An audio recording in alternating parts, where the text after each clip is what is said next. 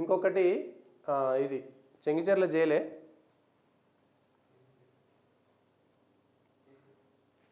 ఇది వినండి.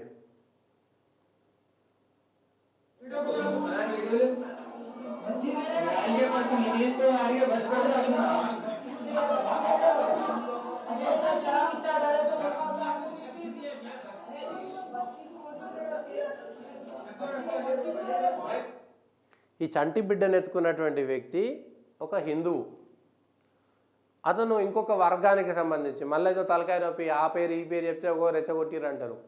చెప్పకపోతేనేమో బాధితులకు మీడియా పక్షాన ఎక్కడ న్యాయం జరగదు. ఇది ఇప్పుడు జరిగింది కాదు, కొద్ది రోజుల క్రితమో కొద్ది వారాల క్రితమో జరిగినటువంటిది ఇప్పుడు బయటకు వచ్చింది.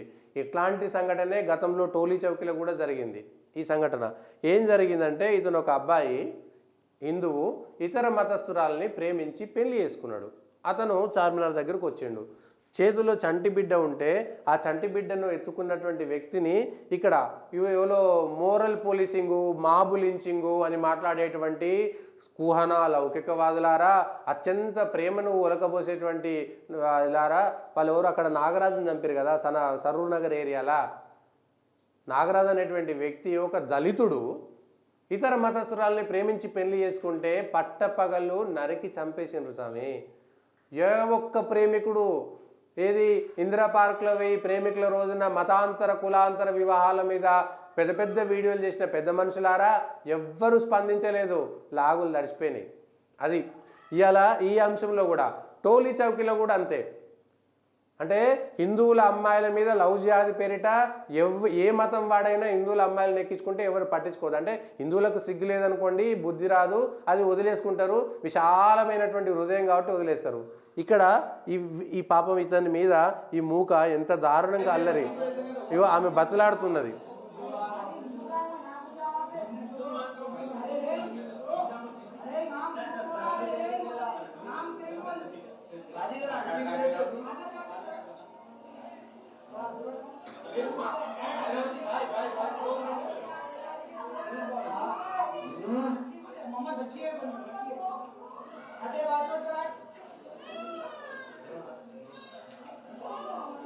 ఆ పాప కేకలు పెట్టి ఏడుస్తుంది పాపం. నెలల చంటి బిడ్డ బాబు వాళ్ళ తండ్రి భుజం మీద అంత దారుణంగా ఏడుస్తుంటే వాళ్లకు మనసు లేనటువంటి కాఠిన్యం ఉన్నటువంటి మనుషులు చేసినటువంటిది. దీనిపైన ఏ ఒక్కడు మాట్లాడు. టోలీ చౌకీలో కూడా ఇట్లనే ఒక ఇద్దరు స్నేహితులు, ప్రేమికులు కూడా కాదు, ఒక హిందువు ఒక ముస్లిం అమ్మాయిని ఎక్కించుకొని వెళ్ళిండు కేవలం స్నేహితంతో మాత్రమే. ఎక్కడో దించడం కోసమో ఇంకెక్కడ దానికోసమో వెళ్తే ఆపి మధ్యలో మాబ్లించింగ్ చేసి నువ్వెవడరా ఎక్కించుకుంటావు అనేటువంటి మాట మాట్లాడి వేధించినటువంటి దాంట్లో ఒక్క పోలీస్ కేసు రాలేదు. ఏ ఒక్క మతస్థుడు కూడా, ఏ ఒక్క రాజకీయ నాయకుడు కూడా వీళ్ళ దగ్గరికి వెళ్ళలేదు. ఇదే ప్లేస్లో ఇంకెవరైనా ఉంటే, ఒకవేళ మహిళ ఇటుండి అదే కనుక వేరే రకంగా ఉండుంటే ఎట్లా ఉంటుండే పరిస్థితి? ప్రజలారా ఆలోచించండి. ఇప్పటికైనా దేశం భద్రత ఎవరి చేతుల్లో ఉందనేటువంటి విషయాన్ని మాత్రం గమనించండి. మనకెందుకు లేని పట్టించుకోకుండా పోతే హైదరాబాద్ నుంచి 91 అల్లర్లలో అందరూ ఖాళీ చేసి వెళ్ళిపోయి సైదాబాద్ కాలనీలకి, సరూర్ నగర్కి, మీర్పేటకి వెళ్ళిపోయినట్టుగా ఖాళీ చేసుకుని వెళ్ళిపోవాల్సినటువంటి పరిస్థితి వస్తుంది. భారతదేశం 2 ముక్కలు 3 ముక్కలు అయినట్టుగా మళ్ళీ ముక్కలు కావాల్సి వస్తుంది. దయచేసి ఆలోచించండి. కేవలం ఇదంతా రాజకీయ నాయకులదే. చెంగిచెర్లలో కూడా జరిగింది ఏమిటి? చెంగిచెర్లలో ఏం జరిగింది? హోలీ నాడు అక్కడ పిట్టల బస్తీలో చెంగిచెర్లకు సంబంధించినటువంటి వాళ్ళు అక్కడ హోలీ ఆడుకుంటుంటే ఇంకొక మతం వాళ్ళకు సంబంధించినటువంటి దానికి సంబంధించిన వాళ్ళు కూడా వచ్చారు అనేటువంటిది ఒకటి వచ్చింది. దీనికి సంబంధించినటువంటి దాంట్లో కూడా అదే విషయం జరిగింది. చెంగిచెర్లకు సంబంధించినటువంటి అంశంలో కూడా అక్కడ పెట్టుకుంటే వాళ్ళ హోలీ నాడు వాళ్ళే. ఇది కూడా ఒకటిసారి చూడండి. ఇది ఇంకొక అంశం, ఇది 2 అంశాలకు సంబంధించింది. ఇది కూడా ఇది చెంగిచెర్ల జరుగు.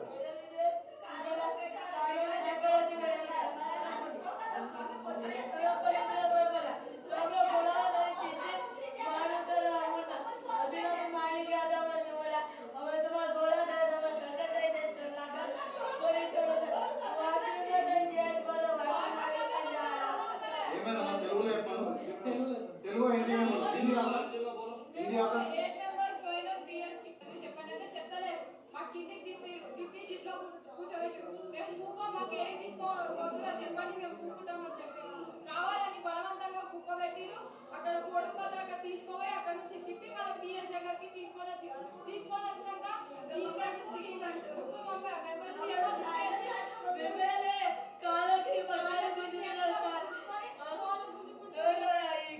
చెంగిచెర్లలో హోలీ నాడు వాళ్ళంతా పిట్టల బస్తీ అనేటువంటి ఒక బస్తీలో ఉండి హోలీ పాటలు పెట్టుకొని హోలీ ఆడుతుంటే మాకు ఒక మా పండుగ ఉన్నప్పుడు మీరు పెట్టుకోవద్దని బెదిరించి కబేలా నుంచి వచ్చినటువంటి అందులో రోహింగ్యాలు ఉన్నారనేటువంటిది ఒక అనుమానం ఉంది. రోహింగ్యాలు ఉంటే ఏమవుతుందంటే భారతదేశంలో హోలీ ఆడుకుంటుంటే మీరు హోలీ ఆడుకోవద్దు మాకు పండుగ ఉందని వచ్చి మహిళలను చితకబాది ఒక్కొక్కరికి 5-6 కుట్లు పడ్డాయి. పిల్లలకి చిన్న పిల్లలకి ఇట్లా పక్కటెంకలు ఇరగపోయి 5-6 కుట్లు పడ్డాయి చిన్న పిల్లలకి. మహిళలకు సంబంధించి బట్టలు చింపేసిరు మహిళలను. మనం భారతదేశంలో స్వేచ్ఛగా ఉన్నామా? అరే మాట్లాడే కుహనా సెక్యులర్ వాదులారా ఏమైంది ఇప్పుడు మాట్లాడుర్రి. ఎవరు ఏ రాజకీయ పార్టీ పోలేదెందుకు? ఇఫ్తార్ పార్టీలకు పోయే రాజకీయ నాయకులారా ఇదే రంజాన్ మాసంలో ఇదే చెంగిచెర్లలో వాళ్ళ చేత హింసకు గురైనటువంటి బాధితుల దగ్గరికి మిగిలిన పార్టీలటువంటి రాజకీయ నాయకులు ఎందుకు పోలేదు? ఇది సెక్యులర్ కాదా? సెక్యులర్ వాళ్ళు వీళ్ళు బాధితులు కాదా? వీళ్ళ దగ్గరికి ఎందుకు పోలేదు?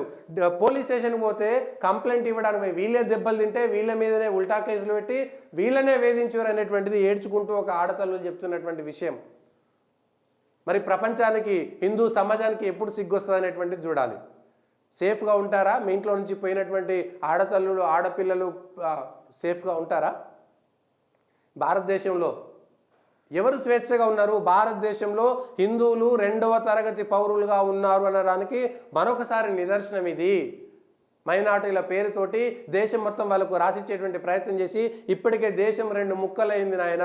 ఇట్లనే చేసుకుంటూ పోతే దేశం నాశనం అవుతుంది.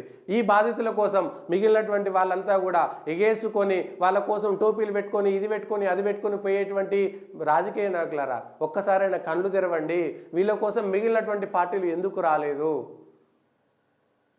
ఆలోచించాల్సినటువంటి తరుణం కాదా? చార్మినార్లో మనం ఒక వీడియో చూసినాము. టోలీ చౌకీలో వీడియో దొరకలేదు కానీ టోలీ చౌకీలో కూడా జరిగింది అదే. ఎవరు మోరల్ పోలీసింగ్ చేస్తున్నారు? ఎవరు మహిళలకు సంబంధించినటువంటి హక్కులను కాలరాస్తున్నారు? ఈ విషయాలను ఆలోచించాల్సినటువంటి సమయం కాదా?